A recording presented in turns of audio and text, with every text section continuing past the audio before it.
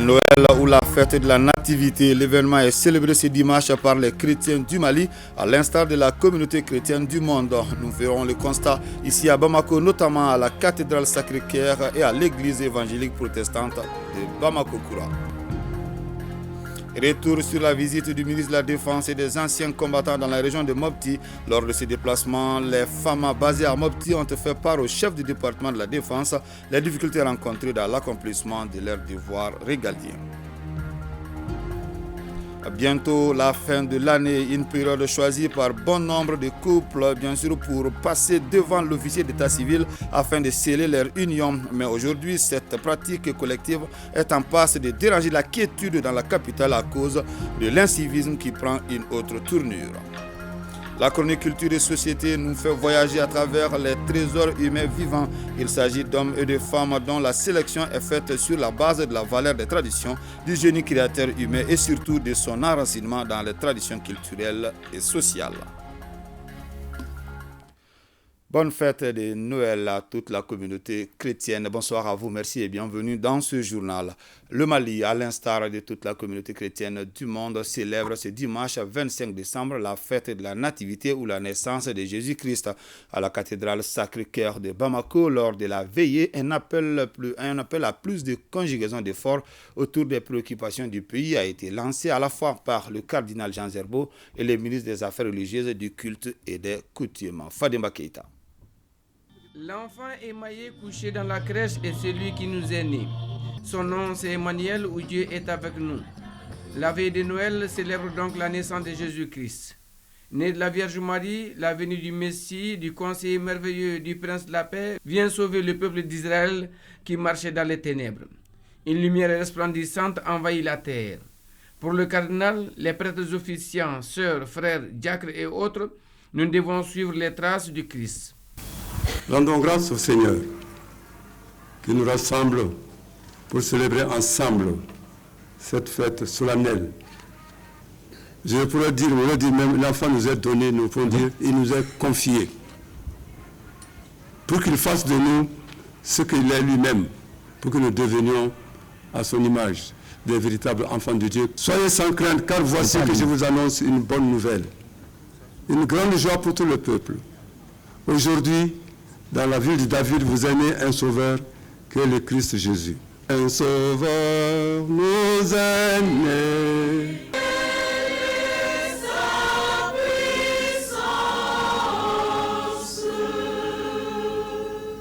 De nos jours, nous vivons encore dans les ténèbres que certains portent en eux et qui parfois se manifestent par la violence, par les injustices, par le mépris des autres, dans nos familles, dans nos quartiers, dans nos lieux de travail, dans nos rues.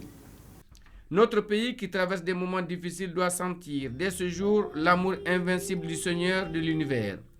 Ce soldat de la paix, de la cohésion sociale, de la prospérité aidera très certainement les autorités de la transition, les fidèles chrétiens qui ont beaucoup d'aspirations non comblées. J'implore le bon Dieu à ce qu'il fasse que les Maliens se retrouvent autour de l'essentiel qui est la patrie, qui est le Mali. L'heure n'est pas à la division, l'heure n'est pas à la confrontation, l'heure est à la compréhension. Nous devons toujours penser au texte sacré qui nous demande d'être toujours ensemble dans le cadre de la constitution du pays. Aujourd'hui, nous faisons face à de très nombreuses épreuves dans nos familles, dans nos communautés, dans nos pays. Les maladies, l'insécurité, la violence sous toutes ses formes. Demandons au Seigneur d'entrer dans la nouvelle année par un cœur converti, par une vie plus attentionnée aux autres, non pas toujours retourner sur nous-mêmes. La paix que nous désirons ardemment, la stabilité que nous appelons de nos cœurs, se réaliseront si nous faisons le bien là où nous vivons et partout où nous passons. Que les offrandes destinées aux fidèles et prières individuelles et collectives formulées dans l'allégresse ce jour de Noël fassent de nous des hommes intègres, des patriotes épris de paix, de justice et de pardon. Qu'une nouvelle ère répondant à nos aspirations souffle sur le Mali.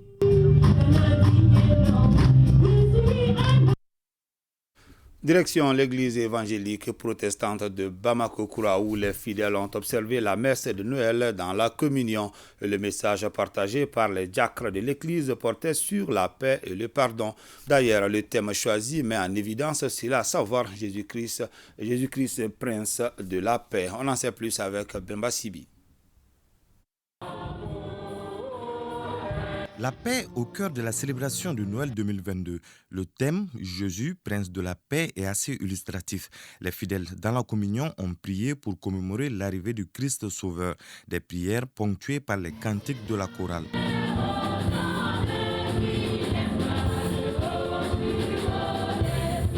Aussi, dans ce monde troublé par les conflits de tout genre, la recherche de la paix ne rencontrera de succès que lorsque les hommes s'adresseront à Jésus, prince de la paix, car rien n'est possible en période de conflit, a souligné le pasteur Pierre Dako dans son message de Noël. Jésus est le prince de la paix. Nous sommes les ambassadeurs de paix. Et je l'ai déjà dit, sans les ambassadeurs de paix, la terre est vouée au chaos. Pas de développement sans la paix, pas de prospérité sans la paix, pas d'élection sans la paix. Pas d'avancement sans la paix. La paix est vitale. Jésus est venu donner l'amour, donner le pardon, donner la réconciliation. C'est exactement cela dont le Mali a besoin. La refondation dont on parle au Mali. La paix de Dieu est gratuite. Pour l'avoir, il suffit d'ouvrir son cœur à la paix. Ainsi, la paix régnera sur la terre pour des années et des années. Un message bien compris par les fidèles. Nous sommes dans la joie de célébrer Noël, la venue du Fils de Dieu, Jésus-Christ, pour apporter la paix au monde, au Mali, et dans notre foyer, un peu partout. Nous avons célébré Noël, nous avons célébré l'amour, nous avons célébré le Prince de paix. Parce que Dieu nous a donné un sauveur. Nous sommes dans la joie parce que nous avons mis le réveillon 2022 sous le signe de la paix. Parce que l'enfant qui nous est né, Jésus-Christ, est venu avec la paix au monde. La paix dans le sens de réconcilier Dieu avec les hommes. Des vœux de paix pour le Mali, la paix et l'entente également entre confessions comme cela a caractérisé notre pays depuis des années. Cette nuit de nativité est une nuit mémorable qui doit nous inciter beaucoup plus fortement au bon voisinage. Toutes les religions prêchent la paix. Et toutes les religions demandent à ce que les prêches soient avec la sagesse pour qu'il y ait un bon climat social. Noël 2022 a été marqué à l'église évangélique protestante de Bamako-Koura par des prières, des litanies religieuses, mais aussi par une représentation de la naissance de Jésus-Christ par des enfants avec en toile de fond la paix et le pardon, comme l'a dit Jésus, quand on te gifle sur une joue, tends l'autre joue. Ne payez pas le mal par le mal, car qui prend l'épée périra par l'épée. Toujours dans la mouvance de Noël, après la veillée, les fidèles chrétiens se sont retrouvés pour un culte où ils ont prié à la faveur de la paix, à la cohésion sociale et à la tolérance. Le constat est fait par nos reporters Mohamed Sankaré et Batraouri.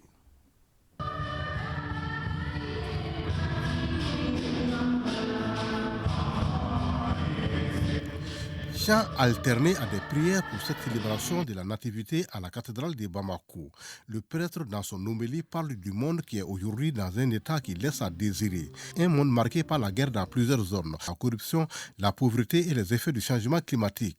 Face à cette situation, l'officiant prie pour que la lumière de la naissance de Jésus-Christ jaillisse afin que triomphe la paix, la joie et l'amour entre les croyants. Oui, l'humanité est appelée aujourd'hui à se réconcilier avec Dieu. Si l'homme est si dur avec son prochain, n'est-ce pas parce qu'il s'est coupé de Dieu? Si le cœur de l'homme est si sec, n'est-ce pas parce qu'il n'est plus greffé au cœur aimant de Dieu? L'ignorance de Dieu conduit l'homme à l'ingratitude envers lui et souvent à la dureté avec ses semblables. Le célébrant invite les croyants à avoir une pensée pour les populations et les familles habitant dans les zones de conflit. C'est le moment de répondre aux appels en provenance de nos localités en proie à la violence. C'est pourquoi nous ne pouvons pas rester sourds face au drame de la guerre qui traverse en ce moment certaines localités de notre pays et certains pays du monde. Enfin, les fidèles chrétiens à l'unisson saisissent l'occasion pour formuler des vœux pour un Mali stable. Des prières, des bénédictions, des chants de procession pour la paix dans le monde.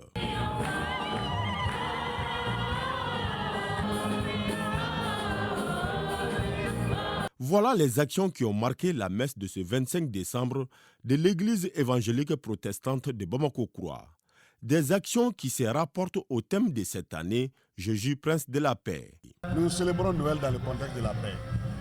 La paix. Aujourd'hui, quand vous regardez en général la terre est vraiment parsemée de violences par-ci par-là, de guerres. Il y a des phénomènes surnaturels qui sont en train de ravager les peuples. Chaque peuple aspire aujourd'hui à la paix, notamment au Mali. Alors nous avons besoin vraiment de la paix. Ce jour de Noël est une fête importante car elle marque la naissance de Jésus, le Fils de Dieu, venu dans le monde pour aider tous les hommes. C'est un moment de transmission, de partage et de bonheur. Les enfants ont fait des louanges et des cantiques, des actions de grâce et d'adoration du Seigneur pour la guérison de la nation. Noël, on en parle encore avec cette action de générosité de l'association malienne de lutte contre la drépanocytose qui apporte la joie aux enfants souffrant de la maladie. Elle a organisé ce samedi une journée à leur faveur autour du slogan « La drépanocytose ne me contrôle pas, je contrôle la drépanocytose ». Maïmouna Guindo. C'est pour redonner espoir aux enfants drépanocytaires que l'association malienne de lutte contre la maladie a initié un arbre de Noël, une journée conviviale et récréative dont le but est de permettre aux tout-petits d'oublier un peu les maux dont ils souffrent. L'objectif, c'était véritablement de leur offrir un cadre idoine pour qu'ils puissent s'amuser avec d'autres personnes atteintes de cette maladie, mais qu'ils puissent aussi apprendre sur la maladie, notamment sur les facteurs aggravants et les facteurs atténuants. L'intérêt que les tout-petits auront grâce à cette activité, c'est déjà le fait d'être rassemblés avec d'autres personnes qui ont la même maladie qu'eux, de s'amuser et d'échanger avec eux. Ça les fait oublier leur maladie, ça les fait oublier leur peine. Au-delà de son caractère festif, l'arbre de Noël permet de sensibiliser les enfants de manière ludique sur les facteurs pouvant déclencher une crise. Les facteurs aggravants, c'est le froid, le vent, la déshydratation, les infections à répétition. Ils sont déjà nombreux ici, donc le contact avec les autres, déjà ça, c'est beaucoup pour eux. La journée a été meublée par des causeries débats et des sketchs de sensibilisation. À la fin, 70 enfants ont reçu des cadeaux. Retour sur la visite du ministre de la Défense et des anciens combattants dans la région de Mopti. Lors de ce déplacement, les femmes basées à Mopti ont fait part au chef du département de la Défense les difficultés auxquelles elles sont confrontées. Ce reportage bien sûr est signé Abdoulaye Sako. Échanger de manière franche, sans détour ni langue de bois, avec son supérieur est un exercice difficile dans l'armée, voire parfois périlleux pour les subordonnés qui s'y lancent. Pourtant, c'est la difficile équation résolue par le ministre de la Défense et des anciens combattants au camp Amadoun Bokari Bari d'Ibalobo de Sévaré. Hommes de rang, sous-officiers et officiers, tous égrènent devant le chef du département de la Défense et sa délégation les difficultés auxquelles ils sont confrontés au quotidien. Cette démarche du colonel Sadio Kamara sort de l'ordinaire. Le ministre a visité à Djarahin à Benama. Le ministre a Semboa Konokoro, vraiment cassé en main, quand on y est en Hakilana de Kuna, à Djarahin Kojugu. Donc, Ami Baranke cassé à Dana. L'accalmie revient progressivement dans le centre du pays. Les FAMA traquent désormais les terroristes jusque dans leur dernier retranchement. Actuellement, la situation sécuritaire dans les secteurs 4, théâtre de l'opération Maliko, est de façon globale calme, mais imprévisible. En ce sens qu'elle reste marquée par les mouvements et les regroupements par endroits des groupes armés terroristes. Le message que j'ai pour la population civile, c'est d'avoir confiance à ces forces de défense et de sécurité. Après presque 2 heures d'échange, le ministre de la Défense en sort rassuré. Le moral de la troupe est au beau fixe. J'ai vu des soldats motivés, engagés, déterminés, prêts à poursuivre la mission. Avant l'étape du camp de Sévaré, le ministre de la Défense s'est entretenu avec les autorités administratives avant d'être reçu par le chef du village de Mopti. Nous nous acheminons vers la fin de l'année 2022, une fin d'année mise à profit par bon nombre de couples pour célébrer leur union, un moment de réjouissance et de communion qui permet toute la chaîne d'avoir l'air du salon de coiffure et autres vendeurs d'accessoires font bénéfice. Mais aujourd'hui, cette pratique collective est en passe de déranger la quiétude dans la capitale à cause de l'incivisme. Boubacar Kanouté.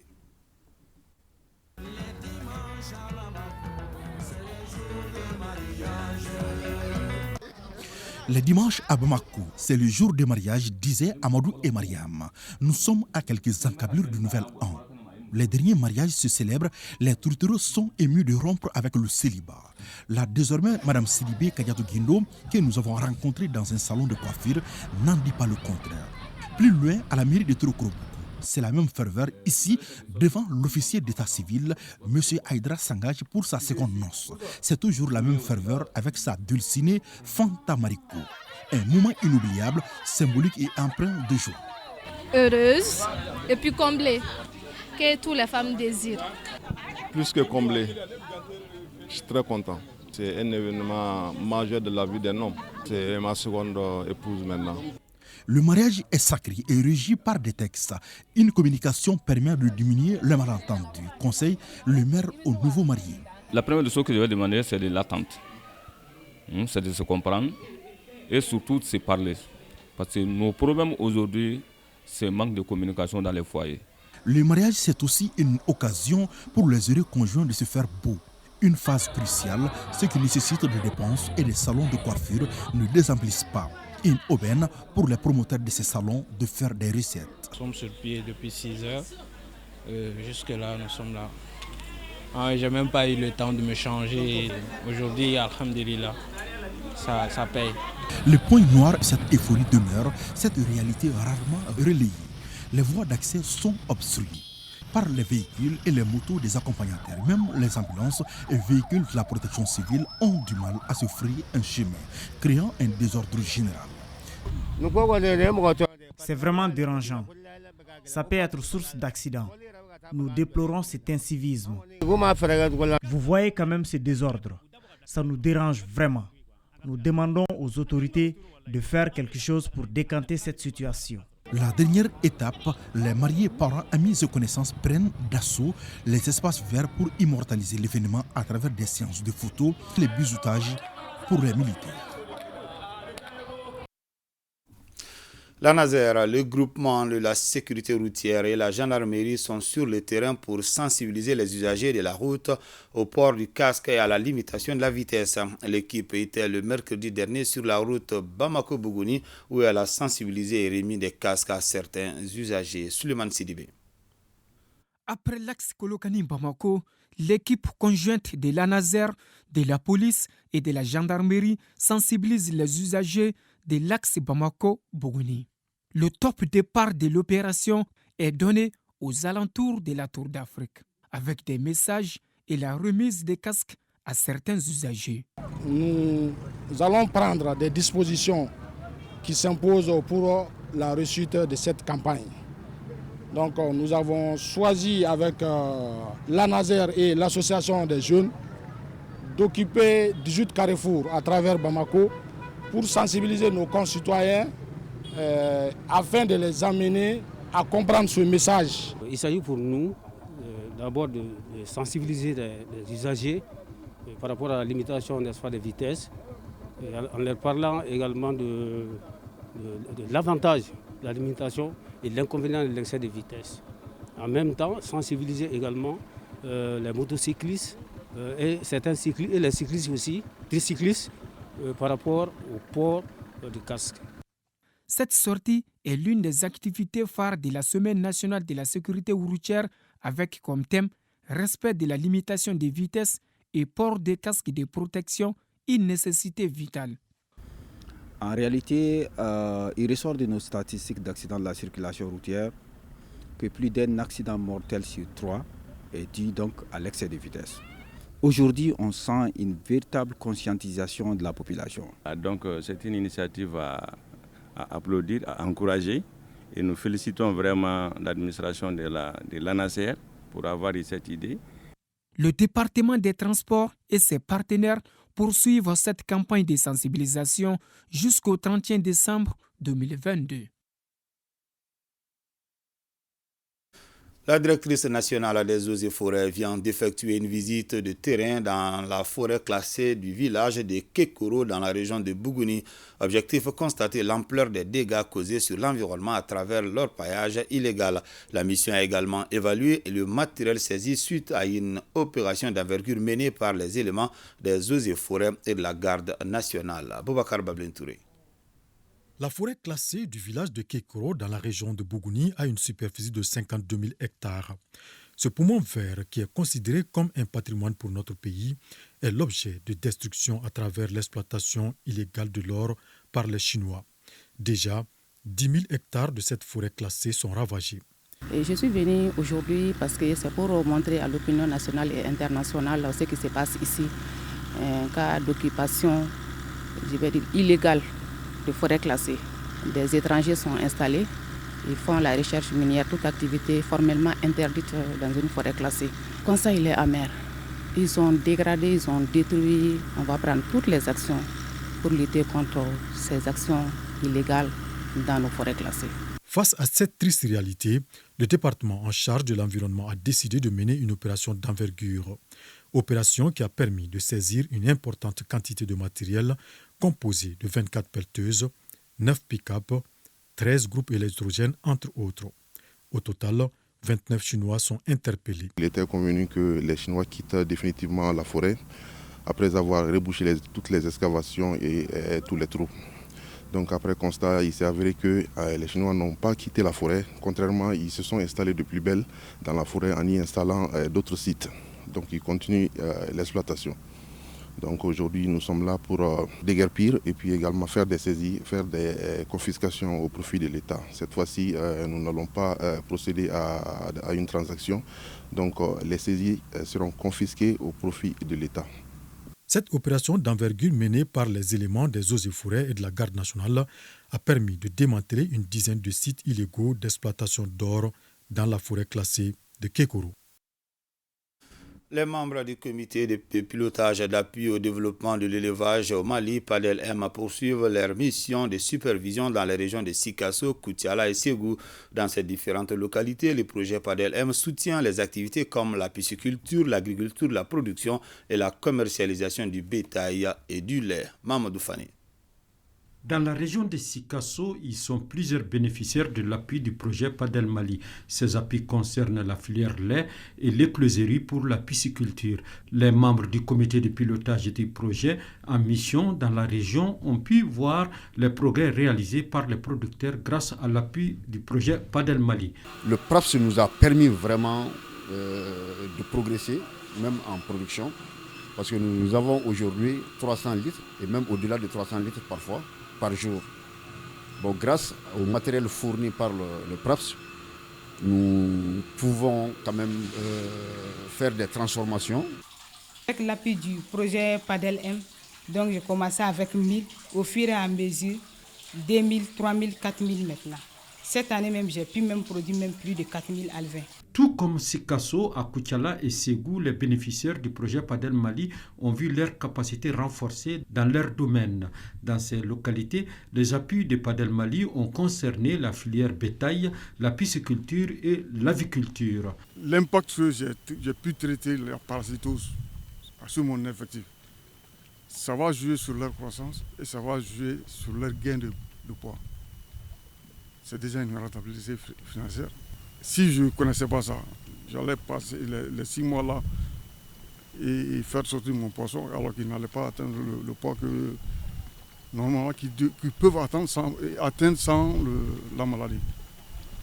Pour le coordinateur du projet Padel Mali, tous ces acquis seront renforcés par d'autres mesures pour permettre aux bénéficiaires d'augmenter leur rendement.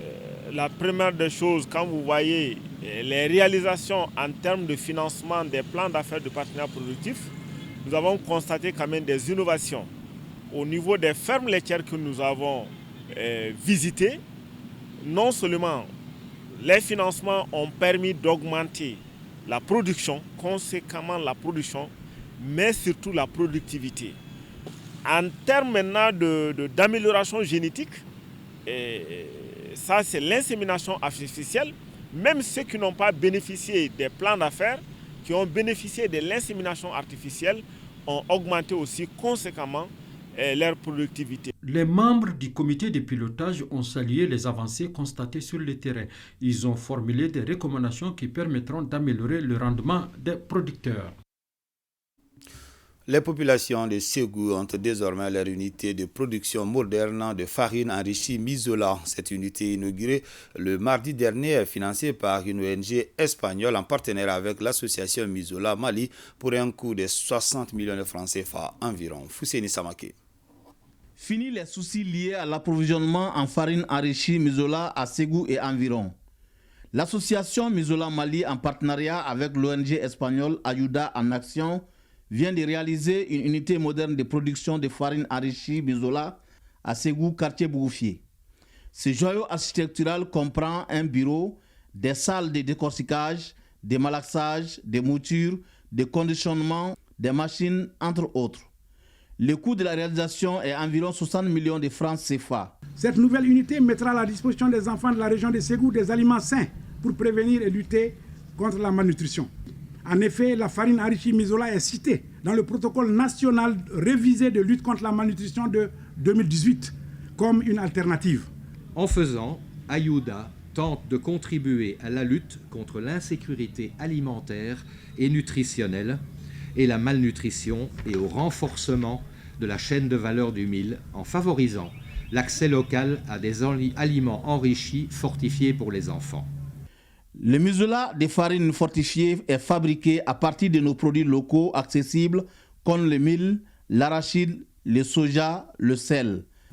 À vous, responsables de l'unité, je vous exhorte afin d'en faire un bon usage en vue de sa pérennisation. L'unité de production moderne de farine enrichie est gérée par un groupement de femmes de Ségou dans le cadre de la lutte contre l'insécurité alimentaire. Une erreur nous a fait identifier tout à l'heure la directrice nationale des eaux et forêts étant Abdraman Djane. Il fallait plutôt lire inspectrice générale Kanounté Fatoumata Kone et toutes nos excuses.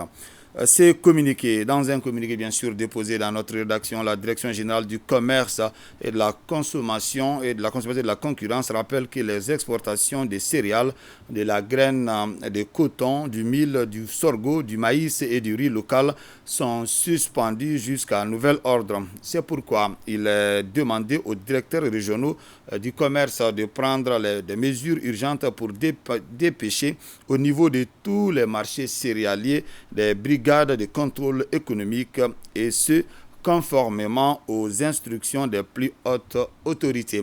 Par ailleurs, la Direction générale du commerce invite à la vigilance et à signaler aux forces de sécurité, de défense et des douanes tout chargement et mouvement suspect de camions de transport de céréales sur les axes routiers à destination de l'extérieur. À Tombouctou, l'ONG FID Futur Sougou-Iriwa et ses partenaires ont procédé à une remise des prix aux 3 lauréats du concours dénommé Meilleure entreprise. Les lauréats ont reçu respectivement des chèques géants, bien sûr, d'une valeur de 2 millions, 1 500 000 francs CFA et 1 million de francs CFA. Hamou Soumaïla. Al-Wakilay Mizola enlève le premier prix avec un chèque géant d'une valeur de 2 millions de francs CFA.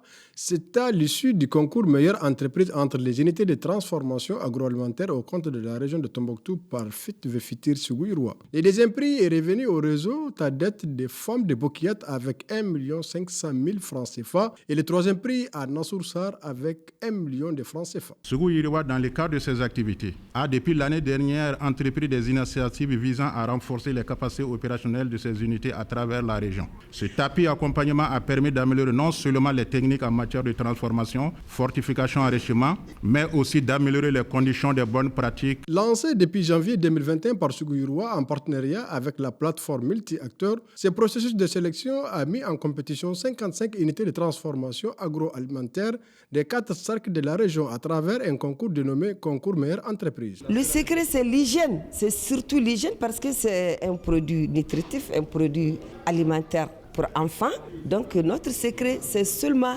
l'hygiène et l'assainissement du centre. Les défis de la gouvernance de la malnutrition sont divers et multiples. Ils exigent une approche interdisciplinaire avec l'implication de l'ensemble des acteurs concernés. Quant au maire de la commune urbaine, il a saisi cette occasion pour rassurer les différents acteurs que son conseil communal, par sa voix, reste toujours aux côtés du consortium Care International, Amassa Afrique Verte et Amprod Sahel. C'est là pour la bonne réussite des activités de Ségou Yiroua au profit des communautés de la 6e région. L'ONG Sahel Eco a tenu à Tominian, dans la région de San, un atelier d'échange multi-acteurs pour le développement de l'agroécologie. La session entre dans le cadre de la mise en œuvre de son projet Agroécologie et Résilience qui couvre les cercles de San et Tominian. Drissa Kone. L'agroécologie permet une agriculture durable respectueuse des équilibres environnementaux, améliorant du coup la production alimentaire sans mettre en danger la nature. Comment donc produire sans détruire cet environnement? Cette question est au centre de cet espace d'échange et d'expérience des acteurs venus des cercles de San et Tominian. On s'est rendu compte que les systèmes agro-industriels avec des ambitions de production en quantité n'arrive pas à produire de la nourriture saine pour tout le monde entier. Et donc cela crée un dysfonctionnement entre les systèmes alimentaires et l'environnement. En clair, il s'agit de vulgariser des techniques locales au profit des producteurs. Dans les cercles de Tominian, les statistiques ont montré qu'il y a une augmentation des superficies emblavées, mais cela ne s'est pas traduit en conséquence par une augmentation de la production. Donc, cela voudrait dire que les terres commencent à être dégradées et ne sont plus fertiles. Alors que nous avons les moyens de fertiliser nos sols avec la production de compost par exemple, sans pour autant utiliser des intrants chimiques. L'atelier a pris fin par la remise des matériels et d'équipements de production agricole et de protection de l'environnement. Pour leur pleine participation aux élections et aux réformes, les femmes de la Cité des Rails ont désormais une cellule d'orientation de proximité intitulée Projet Mousso Kunkan. Le dit projet vient d'ouvrir à Kaye une antenne régionale composée d'animateurs chargés d'orienter les femmes pour qu'elles soient autonomes. On en sait plus avec Balkissa Sadibou Chérif Aïdra. Fruit de la collaboration entre le gouvernement du Mali, le PNUD, la MINUSMA et ONU Femmes à travers son projet d'appui aux réformes et aux élections au Mali PAREM, le projet Mousso Kunkan est mis en œuvre par l'Association de développement des femmes pour un Mali inclusif ADEFIM et la plateforme Droits économiques, sociaux et culturels du Mali. L'antenne régionale de Kaye, inaugurée ce mardi 20 décembre, aura pour rôle l'orientation des femmes de Kaye en vue de faciliter leur pleine participation aux élections et aux réformes. Les femmes feront les déplacements pour venir dans la cellule et il y aura des experts qui vont leur donner des modules sur peut-être la loi 052 relative à la prise en compte du genre dans les instances électives et nominatives. La finalité, c'est d'améliorer la participation politique des femmes dans toutes les instances nominatives et électives du Mali. Je voudrais exprimer aux deux organisations l'engagement qu'elles trouveront auprès du gouverneur et de ses collaborateurs tout l'appui nécessaire pour l'atteinte des résultats attendus de ce projet dans la région de Kaye. La cérémonie de lancement du projet Mousso Kunkan fut très riche en partage d'expériences avec des témoignages de femmes leaders politiques et des organisations communautaires de base. Pour mener à bien leurs activités, les 3 agents de l'antenne régionale du projet ont reçu des motos, téléphones portables et ordinateurs. Gao est encore sorti pour notifier tout son soutien à la transition. C'est à la faveur d'une grande rencontre de presse organisée par la plateforme des mouvements et associations pour soutenir la transition. Ils étaient dirigés par le grand imam Omar Al-Hadi qui a invité les populations à œuvrer pour la cohésion, l'entente et les vivre ensemble. Aliou Idrissa Maïga. Ils étaient des centaines d'hommes et de femmes à effectuer le déplacement au stade Kassé Keïta de Gao pour prier et faire des bénédictions pour la transition. L'initiative est de la plateforme des mouvements et associations pour soutenir la transition. Nous avons organisé cette séance de prière pour soutenir nos autorités. Nous profitons de l'occasion pour remercier au nom de la population le président de la transition, colonel Assimi Goïta. Gao restera toujours de cœur avec la transition. Prêche, lecture du Saint-Coran et une séance de bénédiction qui a duré pendant plus de 30 minutes ont dominé ce rassemblement de Gao, piloté par Cheikh Oumar Al-Mahadi. Dans son intervention, l'imam a demandé aux uns et aux autres de rester unis derrière les autorités du Mali. Nous savons que le pays traverse des immenses difficultés. Et quand nous sommes en difficulté, Allah nous a imposé de lui faire un appel. C'est pourquoi je suis venu. Vous avez vu la marée humaine au niveau du stade Kassé Keita. Gao est sorti dans l'ensemble de ses composantes pour faire des bénédictions pour Gao, pour nous-mêmes, pour l'ensemble de la nation. C'est le lieu pour moi de lancer un appel pressant à l'endroit de la transition pour dire de ne pas oublier les fils de la région de Gao. Après ce rassemblement de grande envergure, chacun rentre chez lui avec l'espoir que notre pays retrouvera sa quiétude et son rayonnement d'antan. Au point Covid du jour, les services de santé ont enregistré 0 cas positifs sur 206 tests réalisés, 0 patient guéri et 0 décès. À ce jour, 2 patients sont sous traitement. Les activités de la semaine de loisirs de l'enfance se poursuivent à la Cité des enfants de Bamako. Le jeu, qui est l'activité principale de cette semaine, a mis en compétition environ 700 enfants. Ils étaient suivis par les encadreurs pionniers. En marge de ces jeux, le recyclage des objets solides est l'une des innovations de cette année. Koumba Sissé. À la Cité des enfants, les activités de la semaine de loisirs de l'enfance Céléba 2022 sont basées sur le jeu de divertissement et il peut être moderne tout comme traditionnel. L'un des exercices phares s'appelle « Mon merle avait une plume ». Mon merle avait 6 plumes, 5 plumes, 4 plumes, 3 plumes, 2 plumes, 1 plume. À cela s'ajoute le jeu de balle ou boni et le grand jeu. Le grand jeu, c'est une activité qui permet aux pionniers, à l'aide des signes tracés sur le sol, bien même sur des arbres, de retrouver des messages cachés. On peut trouver des questions d'intelligence, des questions sur la géographie, des questions sur l'histoire, un peu de tout. C'est parti pour le premier groupe. Avec toutes les activités qu'on a faites, on a eu pas mal d'expérience. On a eu trop d'expérience par rapport à ces jeux et à ces formations aussi. Après ce long trajet, la fatigue se lit sur les visages des enfants et pour se détendre un peu, ils sont invités à chanter.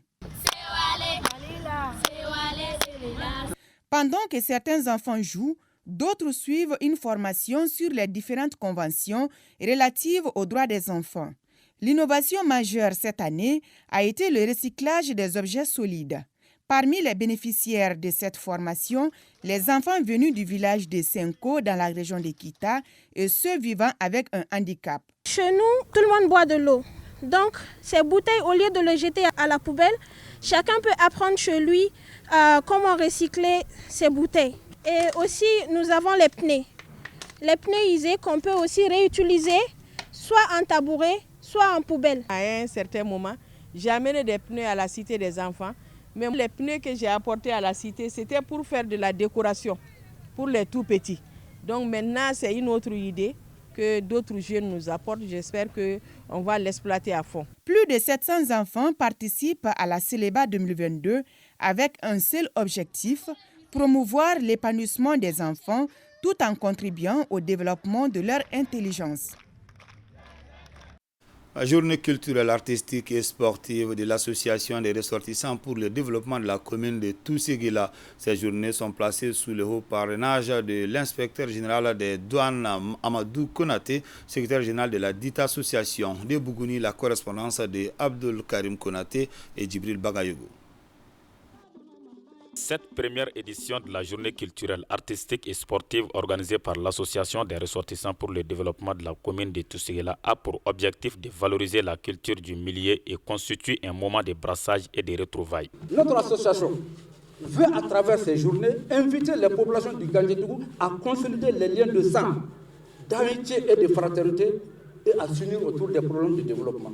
C'est pourquoi nous nous invitons à l'union. Nous voulons encourager l'intercommunalité, inviter les élus communaux à travailler main dans la main, à monter et à réaliser des projets fédérateurs pour le bonheur des populations du Gandjetougou. Au cours de cette journée, des stands abritant des œuvres d'art à l'actif de certains fils du terroir ont été visités. Les journées culturelles, artistiques et sportives, au-delà des aspects festifs et de retrouvailles, des souvenirs pour les uns, des découvertes pour les autres, constituent pour nous l'occasion de poser des actes concrets de développement à la base, au bénéfice de nos populations. Notre engagement à soutenir cet événement est un choix de principe, nourri à la conviction que le bien-être social recherché passe nécessairement par la synergie des capacités locales.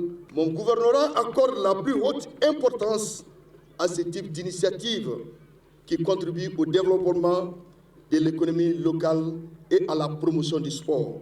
A noter que la journée a pris fin par la remise d'attestation aux membres de l'ARDT. Direction le Mandé pour parler de la deuxième édition du FIAMA, Festival interafricain des musiques mandingues et africaines de Kirina. Ce rendez-vous culturel s'est déroulé sous le thème musique africaine et cohésion sociale. Envoyés spéciaux à Kirina, Ibrahim Kaoukonate et Moulay Sidibé. Pendant 2 jours, les festivaliers se retrouvent autour du thème axé sur la contribution des musiques africaines dans la cohésion sociale et le vivre ensemble. Ce festival de donner et de recevoir vise à perpétuer nos valeurs. Kirina, la belle cité historique, nous accueille aujourd'hui pour perpétuer cette œuvre culturelle que nous avons entamée ensemble en 2021. Notre joie est immense. Demeurera un facteur de cohésion sociale et de vivre ensemble. Un festival dédié à la musique authentique du Mali doit être soutenu et accompagné. Ce rendez-vous culturel de Kirina est aussi un espace d'échange et de formation des jeunes apprenants à travers des ateliers sur la musique. C'est vraiment un sentiment de fierté de voir toute cette population se mobiliser pour cette activité. Aujourd'hui, il y a un centre qui est créé, un centre de formation au métier, un centre de formation d'initiation des enfants aux instruments de musique traditionnelle. C'est un moyen de préservation et de conservation de notre patrimoine culturel. Le Festival interafricain des musiques mandingues et africaines, FIAMA, 2e du genre, est une initiative d'un consortium. Decom Plus, Futuriscom et l'École de la musique et de jeunesse de Kirina. Dadju est au Mali. En prélude à son concert, l'artiste franco-congolais Dadju s'est entretenu avec les hommes de médias hors du jour, faire le point sur la prestation qu'il compte offrir à ses fans de Bamako. Cette rencontre avec son public malien intervient 4 ans après son dernier passage à Astanso. Je m'appelle Dadju, je suis l'enfant du pays. Donc depuis 2018 maintenant que je suis pas venu à Bamako, il s'est passé plein de choses. Il y a 2 albums qui sont sortis depuis. Et il y a eu beaucoup de collaborations. Et donc voilà, le show que j'avais fait en 2018, le show que je vais faire ce soir n'aura rien à voir avec celui de 2018. On va chanter beaucoup plus longtemps parce que j'ai déjà beaucoup plus de sons. Ouais, il y a beaucoup plus de choses à faire et donc voilà, venez nombreuses. La plupart des gens qui sont venus me voir la dernière fois savent que quand je décide de faire le show, on le fait sincèrement. L'artiste franco-congolais Dadju s'exprimait au micro de Astanso. La chronique culture et société nous fait voyager à travers les trésors humains vivants. Il s'agit d'hommes et de femmes dont la sélection est faite sur la base de la valeur des traditions, du génie créateur humain et surtout de son enracinement dans les traditions culturelles et sociales. Aujourd'hui, le trésor humain vivant est un patrimoine culturel immatériel de notre société qui constitue une immense richesse culturelle. Alpha Maïga.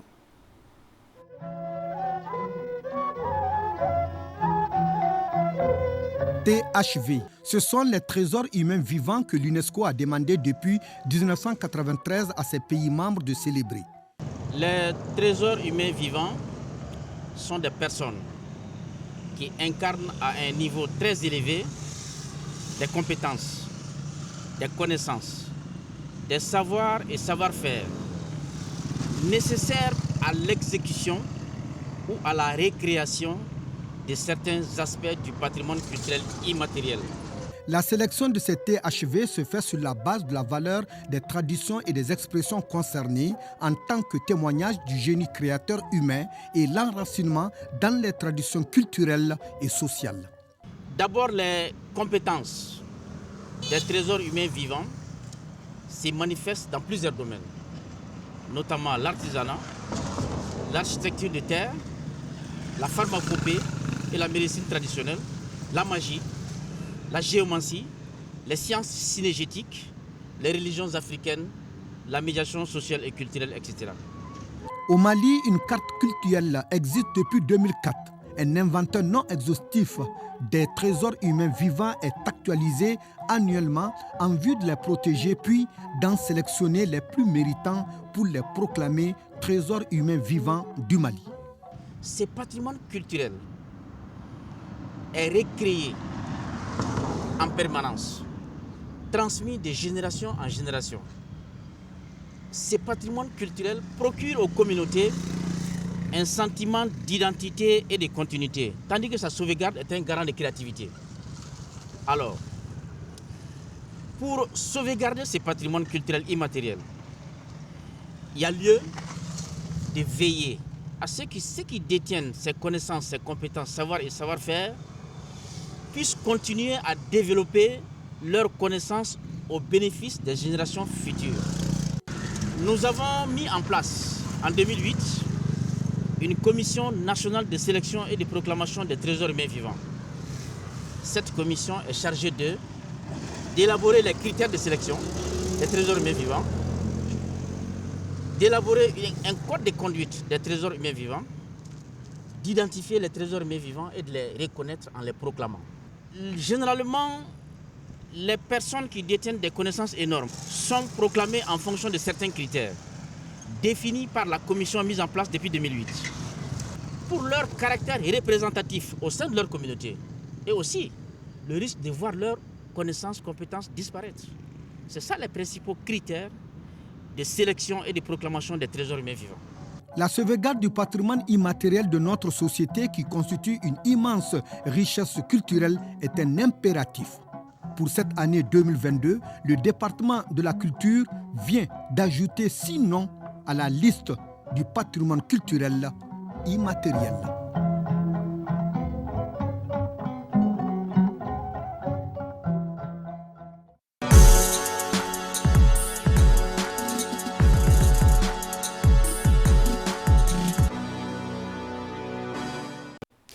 À présent, la page sport, et c'est avec vous, Abdul Karim Kaba. Bonsoir. Bonsoir, Fosséline Toukara, et bonsoir à tout le monde. Volleyball pour commencer cette page de sport, bien sûr avec le championnat national de la discipline qui se poursuit au Palais des Sports Salamatou Maïga avec la deuxième journée des matchs de poule.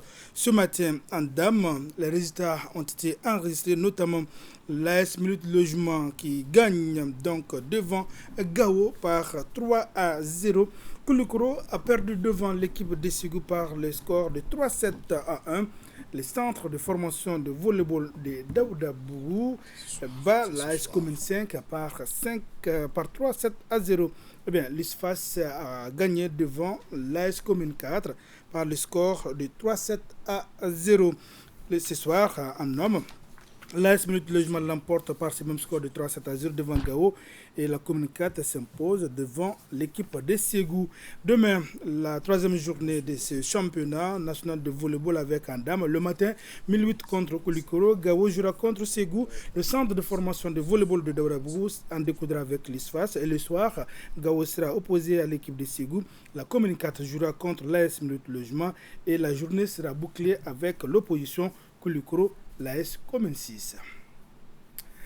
Football à présent avec le tirage au sort des poules, bien sûr, de la CAN 20 Égypte 2023. La compétition se déroulera du 19 février au 11 mars prochain en Égypte. Dans la poule A, il y a le pays hôte, l'Égypte, le Nigeria, le Sénégal et le Mozambique. Poule B, le vice-champion, l'Ouganda, la Centrafrique, le Congo et le Soudan du Sud.